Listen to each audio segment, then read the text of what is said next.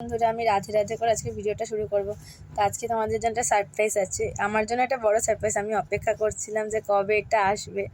তো প্রায় 3 মাস আমি অপেক্ষা করছিলাম।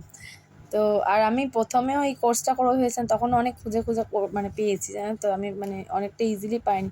প্রথমে যেখানে আমি করেছিলাম সেখানে আমি 1 বছর আগে কথা বলে রেখেছিলাম, তারপর হয়নি। তারপর আবার পরে যখন খুঁজছি তখন তাদের সেন্টার থেকে বন্ধ হয়ে গিয়ে আবার নতুন সেন্টারে খুলেছিল। মানে ফলে আমি যখন জয়েন্ট এন্ট্রান্স পরীক্ষা দিয়েছিলাম তখন আমি মানে 2018 করেই ব্যাচ ছিলাম আমরা। তো 2020-তে তখন এক্সামে আমি বসেছিলাম জয়েন্ট এন্ট্রান্সে। তো জয়েন্ট এন্ট্রান্স তখন আমাদের সময় অল ইন্ডিয়া হয়ে গেছে, ঠিক আছে। অল ইন্ডিয়া হয়ে যাওয়ার ফলে আমি তখন মানে ক্র্যাক করেছি। আমি 2000 সামথিং কত র্যাঙ্ক করেছিলাম। তো ওই র্যাঙ্কটাতে আমার কলকাতায় হয়নি তখন।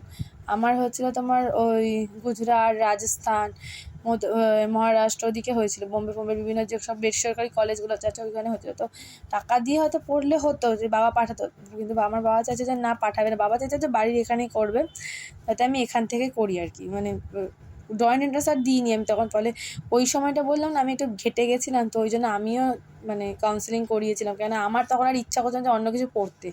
কেন আমি ভেবেছিলাম যে আমি হয়তো ক্র্যাক করতে পারবো না। কেন আমি কোথাও কোনো টিউশন নিইনি, কোনো আকাশ পাতফাইন্ডার কোথাও কোনো টিউশন, নর্মাল টিউশনে আমি জাস্ট, আমার লক্ষ্য ছিল যে আমি তোমার হচ্ছে গিয়ে 11-12টা পাস করাটা আমার লক্ষ্য ছিল। মানে বিশেষ করে 11 আমার মানে আমি একদম নতুন স্কুলে গিয়ে আমার একদমই ইচ্ছা করতো না স্কুলে যেতে। ফলে কিন্তু আমি তো প্রথমে কমলাবাড়িতে পড়তাম, পরবর্তীতে তো চলে গেছিলাম লেক গার্লসে। তো তখন বাট 12টা আমি খুব মন দিয়ে পড়েছিলাম, কারণ এবার তখন আমি ক্লাস করতেও যেতাম বেশিরভাগ দিন। তবে ভালো হয়েছিল, মানে লেক গার্লস স্কুল খুবই ভালো ছিল। কমলাতে যেমন ভালো ছিল, লেক গার্লসও খুবই ভালো ছিল। ওখানে একদম মানে প্রচুর ল্যাবে আমরা টেস্ট করেছি। ল্যাবে এত সুন্দর ল্যাবে কাজ হতো, প্রত্যেকটা আলাদা আলাদা ল্যাব ছিল। মানে ফিজিক্স ল্যাব বিশাল বড় ছিল, সেখানে মানে প্রায় 8-10টা এসি। মানে চালালে তো ব্যাস আমি একেবারে কোথায় উড়ে যেতাম। আর বায়োলজি ল্যাব, কেমিস্ট্রি ল্যাব, সব ল্যাবই। আমার তো ইচ্ছা ছিল না প্রথমে সায়েন্স নেবো, আমি ভেবেছিলাম অন্য কিছু নেবো। তো আমার বাবা বললো যে পিওর সায়েন্স, ব্যাস পিওর সায়েন্স বলে তো পিওর সায়েন্স।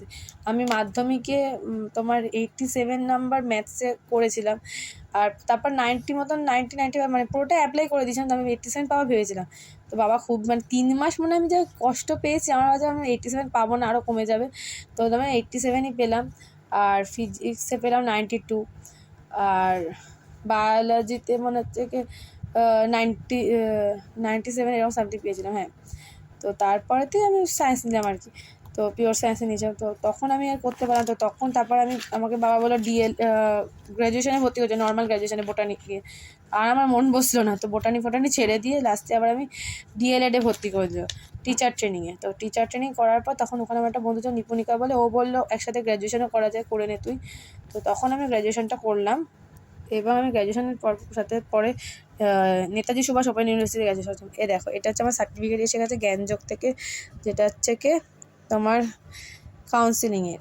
এই যে, তো আমার রেজিস্ট্রেশন নাম্বার রয়েছে এখানে, সবই রয়েছে। এটা হচ্ছে জ্ঞানযোগের থেকে স্টুডেন্ট কাউন্সিলিং ট্রেনিং, যে রেজিস্ট্রেশন নাম্বার আছে আমার এখানে, যাতে। আর এখানে হচ্ছে আমাদের যে চন্দন চক্রবর্তী স্যার আছে, তার সিগনেচার রয়েছে।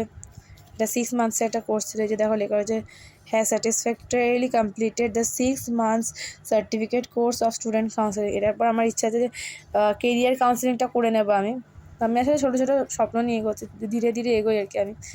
তো আমার একটা আছে তোমাদের কাছে, সেই একটা যে গল্পটা আমরা সবাই জানি, যে একটা খরগোশ আর একটা কচ্ছপের গল্প তোমরা পড়েছো। তো খরগোশটা কিন্তু খুব জোরে দৌড়ায়, কিন্তু কচ্ছপটা খুব ধীরে ধীরে ধীরে ধীরে চলে। তো আমি ওই টেকনিকটা খুবই ফলো করি, যেটা। আর একটা তুমি দেখবে অনুষ্কা শর্মা একটা মা বাজে, এটা ফেংশুই একটা টেকনিক বলা হয়, যেমন চাইনিজ একটা। তুমি কোনো ইচ্ছা যদি লিখে আর কি, খরগোশ হচ্ছে কচ্ছপের কোনো মানে যেগুলো পাওয়া যায় তার মধ্যে রাখলে ওটা একটা মানে পূরণ হয়ে যায়। তো ওটা তো একটা আলাদা ব্যাপার, সেটা মানে ম্যানিফেস্টেশন বলা যায় এটাকে, power of manifestation, belief system, ওটা আলাদা। বাট আমি ওটা অ্যাপ্লাই করি কীভাবে, মানে আমি নিজের ওপর ওটা ভীষণভাবে অ্যাপ্লাই করি। আর নিজে আমি ওই পদ্ধতিটা মেনটেন করেছি। আমি ভীষণ ছোট্ট ছোট্ট ছোট্ট ছোট্ট স্টেপ ফেলি, যাতে কেউ বুঝতে না পারে যে আমি স্টেপটা ফেলছি কি আদৌ ফেলছি না। কিন্তু আমি চাই যে যখন আমি ওই গোলটা অ্যাচিভ করে যাব না, মানে যদি আমি এখান থেকে জার্নিটা শুরু করি, তো আমি যখন এইটা অ্যাচিভ করে বেরিয়ে যাব তখন যেন প্রত্যেকে আমাকে ফলো করে বা দেখে ভাবে যে মানে এ কোথা থেকে কোথায় চলে গেল। আর আমি প্রচুর মানে খরচা যখন করি, খুব মানে খুব ভেবে চিন্তে খরচা করি, মানে এমন না যে আমি খুব বেশি টাকা খরচা করি বা কিছু। আমি যখন যেখানে পড়িয়েছি বা কিছু, সেই মাইনেগুলো আমি খুব মানে জমিয়ে রাখতাম। খুব বিশেষ খিদে না পেলে বা বিশেষ খাবার ইচ্ছা না হলে আমি খুব একটা খেতামও না। এবং এই যে রিসেন্টলি আমি যেখানে পড়াতাম সেখানে 5,000 টাকা করে আমার মাইনে দেওয়া কিডস সেভেনে। তো আমি কিন্তু যাওয়ার সময়টা গাড়ি করে চলে যেতাম, কেননা আমি হয়তো যে বাচ্চাদের জন্য এনার্জিটা লাগে আমার। কিন্তু আসার সময় কিন্তু আমি ওই রাস্তাটা পুরো হেঁটে আসতাম, 10 টাকা কিন্তু আমি গাড়ি ভাড়াটা বাঁচিয়ে রাখতাম। এবং আমি এত ফাস্ট হাঁটি না, মানে তো জাস্ট ভাবতে পারো না। আমি যদি 8:32 বেজে যেত ওখান থেকে বেরোতে, তো আমি 9:45-র মধ্যে 9:05-10-এর মধ্যে আমি ঘরে পৌঁছে যেতাম হেঁটে দৌড়াতে। বিশাল ফাস্ট হাঁটি। তো আমি এই টেকনিকটা অবলম্বন করি যে যখনই তুমি কিছু মানে লক্ষ্য নিয়ে এগোবে, তো তখন তুমি ওই মানে কচ্ছপ আর খরগোশের গল্পটা মাথায় রেখে আমাদের এগোনো উচিত, যে আমি ভীষণ ছোটো ছোটো স্টেপ ফেলবো যাতে কেউ বুঝতেই না পারে যে আমি কখন তাদের ছেড়ে অনেকটা বেরিয়ে গেছি বা উচ্চতায় চলে এসেছি। তো আজকের ভিডিওটা তোমাদের একটু জানানোর জন্যই করলাম। আর আপনাদের অনেক অনেক ধন্যবাদ যারা আমাকে সবাই ফলো করেন বা যারা আমাকে অনেক সাপোর্ট করেন, ফ্যামিলির লোকেরা, তা ইউটিউবের ফ্যামিলির লোকেরা। তো আপনাদের আশীর্বাদ ছাড়া আমি এগোতে পারতাম না। এইভাবে আমাদেরকে আশীর্বাদ করবেন।